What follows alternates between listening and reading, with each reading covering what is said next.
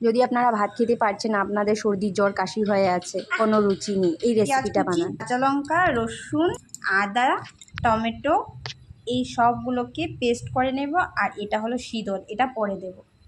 এটার মশলাটা রেডি করে নিই। এই যে প্লেটে সাজানো যা যা দেখেছিলে, টমেটো কুচি, পেঁয়াজ কুচি, কাঁচা লঙ্কা, রসুন, আদা, সবগুলো আমি মিক্সার গ্রাইন্ডারে দিয়ে একটু জল দিয়ে পেস্ট বানিয়ে নিলাম। কারণ পেস্ট বানিয়ে দিলে জিনিসটা একদম স্মুথ হয়, খেতে অনেকটাই ভালো লাগে।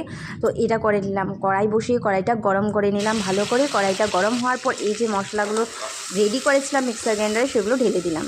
মশলাটাকে তেল বেরোনো পর্যন্ত ভালো করে কষিয়ে কষিয়ে কম স্টিমে ভেজে নিলাম। এবার সময় হয়ে গেছে শীতলগুলো ঢেলে দেওয়ার। শীতলগুলো লাস্টে দিতে হয়, কারণ শীতলটা প্রথমে দিয়ে দিলে চাটনিটা মানে ভর্তাটা তিতো হয়ে যাবে। নামানোর 2 মিনিট আগে দিয়ে দিলাম, দিয়ে একটু নেড়ে চেড়ে এই যে নামিয়ে নিলাম। এটা গরম গরম ভাতের সাথে উফ কি দারুণ। চলুন, এই রেসিপিটা ভালো লাগলে লাইক শেয়ার সাবস্ক্রাইব করে দেবেন। পরে আরেকটা রেসিপি নিয়ে আসছি। Bye bye.